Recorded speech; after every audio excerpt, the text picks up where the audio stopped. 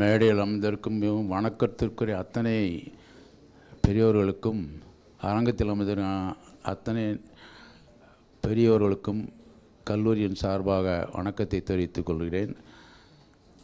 எழுந்து நிற்கும் போதே உனக்கு 5 நிமிடம் தான், அதுக்கு மேல் இல்லை என்று கட்டளை இட்டு விட்டார்கள். திரு ஜெய்விநாதன் அவருடைய துணையார் எங்கள் கல்லூரியின் வளர்ச்சிக்கு உறுதுணையாக இருந்து முதல்வராக நீண்ட காலம் பணியாற்றினார்கள். அவருடைய கணவர் திரு ஜெய்விநாதன் அவர்கள் ஒரு எழுத்தாளர் என்பது எனக்கு ரொம்பவும் பழக்கமாகிவிட்டது. இந்த புத்தகத்தை எழுதியவர் திரு ஜெய்விநாதன் அவர்கள் ஒரு பக்கம் நாணயத்தின் ஒரு பக்கம் திரு நம்பி நாராயணன் அவர்களும், அடுத்த நாணயத்தின் மறுபக்கத்தில் திரு ஜெய்விநாதன் அவர்கள் இரு பக்கமாக இருந்து அந்த தமிழ் டிரான்ஸ்லேஷன் என்று சொல்வதை நம்ம ஐயா அவர்கள் திரு ஜெய்விநாதன் அவர்களுக்கு தமிழாக்கம் என்று சொல்ல வேண்டும் என்று பணித்தார்கள் என்று கேள்விப்பட்டேன். 23 ஆண்டுகள் தர்ம யுத்தம் செய்து 5 ஆண்டு காலம் அவர் தமிழாக்கத்துக்கு எடுத்துக்கொண்ட நேரம் என்று திரு ஜெய்விநாதன் கூறுவார். The spirit of language used by ஜெய்விநாதன் is super and applaudable in behavior. அந்த மாதிரி ஒரு தமிழாக்கம் ஒரு துப்பறியும் நாவலை போல் நான் படித்தேன். இந்த புத்தகம் எழுதுவதற்கு காரணகர்த்தா யார் என்றால் 2 பெண்கள் மாலத்தீவிலிருந்து திருவனந்தபுரத்துக்கு வந்த பிறகுதான் இந்த புத்தகத்தின் கரு ஆரம்பிக்கிறது. அது எப்படி என்றால், ரீடர் டைஜஸ்ட் ரொம்ப நாளுக்கு முன்னால் the great woman spies who changed the world என்ற புத்தகத்தை வெளியிட்டார்கள். அனைவரும் தயவுசெய்து நோட் படித்து பாருங்கள். அதில் முக்கியமாக ஒரு பெண் டபுள் ஏஜென்ட், 2 நாட்டிற்கு டபுள் ஏஜென்ட் என்று சொல்வார்கள். அதில் மாட்டா ஹரி மிக முக்கிய பங்காற்றினார். இனிமேல் அதை பற்றி ஏன்னா புத்தகத்தின் தலைப்பை மட்டும் சொல்லிவிட்டு நேரத்தின் முக்கியத்துவம் கருதி அடுத்தது போகின்றேன். இந்த புத்தகத்தை எழுதும்போது நம்பி நாராயணன் அவர்கள் ஹரிகோபாலன் சொன்னது போல், நான் நல்ல கணவனும் இல்லை, நல்ல தகப்பனும் இல்லை, எங்கள் கண்ணில் தண்ணீர் வைக்கிறது. நானும் மெக்கானிக்கல் இன்ஜினியரிங் கிராஜுவேட் 1969. திரு நம்பி நாராயணன் தியாகராஜா இன்ஜினியரிங் மெக்கானிக்கல், நானுங்க அவரும் ஒரே கட்சி. அந்த கட்சி என்று சொன்னால்தான் இப்போ நீங்களும் என்ன கவனிப்பீர்கள்.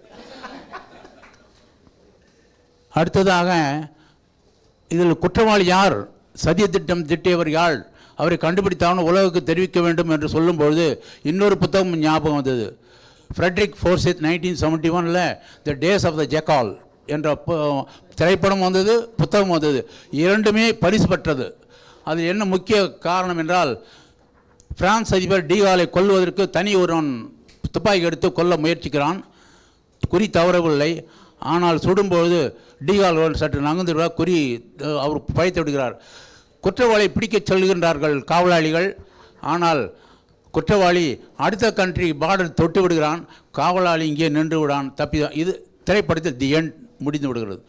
அதே போல தான் இந்த புத்தகம் படிக்கும்போது நாங்களும் இந்த குற்றவாளி பிடிக்க வேண்டும் நாங்களும் இந்த தமிழாக்கத்தை கீழே வைக்கவே இல்லை.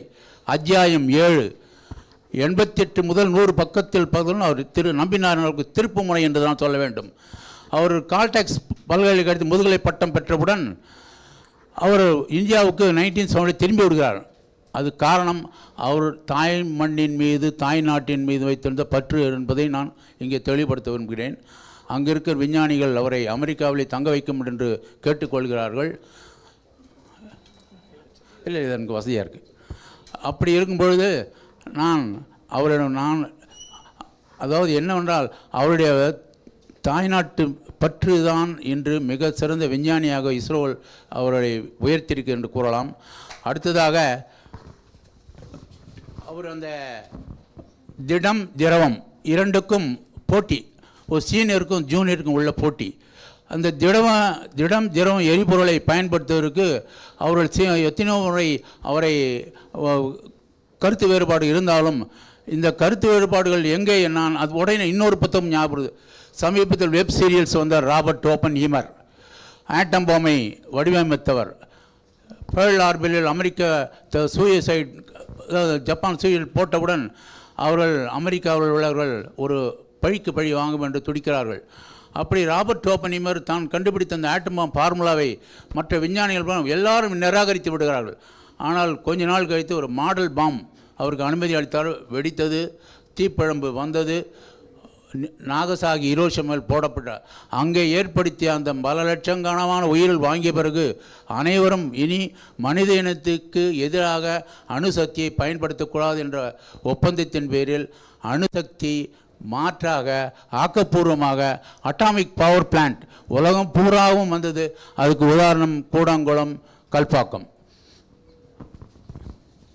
இன்னொன்று பத்திரிகை, இந்த இவருடைய என்கொயரி ஸ்டேஜில் தி ஹிந்து பத்திரிகையில் ஒரு கருத்து வெளியிடப்பட்டது.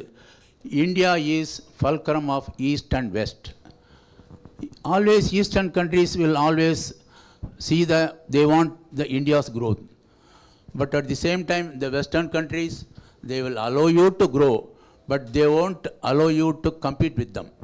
அதுதான் இந்த புத்தகத்தில் சில அத்தியாயங்களில் அமெரிக்க விஞ்ஞானிகளும் திரு நம்பினார் வேண்டாம் வேண்டாம் இந்தியாவுக்கு செல்லாதே இங்கே இருந்து, காரணம் அவருடைய புத்தி கூர்மையை அங்கே பயன்படுத்தி அவர்கள் பண்ண பார்த்தோம். ஆனால் இவருடைய தியாகம், தாய்நாட்டு பற்று, 23 ஆண்டுகள் அந்த துன்புறுத்தல் எப்படி என்றால் பலவித துன்புறுத்தலை அனுபவித்து இவர் வெற்றி கண்டார் என்றால் உண்மையாக அந்த சத்திய சோதனை தான் என்று கூற வேண்டும். குறிப்பாக அவருடைய துணையாக இருந்தவர்கள் குடும்பத்தார்கள். அந்த இன்டெலிஜென்ஸ் என்று சொல்லப்போனால் உலகம் அமெரிக்காவில் CIA, FBI,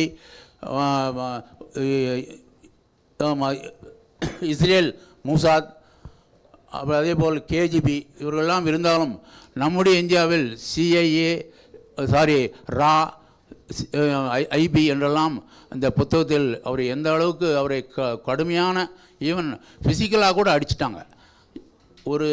நானும் ஒரு இன்ஜினியர், அவரும் இப்படி ஒரு படித்தவங்களுக்கு, இவ்வளோ பெரிய ஞானி, ஒரு அறிவாளிகளுக்கு இவ்வளவு துன்புறுத்தலா ஏன் என்ற இப்பொழுதெல்லாம் ஏன் படித்தவர்களாம் இப்பொழுதெல்லாம் வேண்டாம், அந்த இந்தியாவே வேண்டாம், நான் வெளிநாடு போய்விடுகிறேன் என்ற இளைஞர்களுக்கு அவ்வளவு ஒரு கோபம் இந்த புத்தகத்தை படித்தவர்களுக்கு.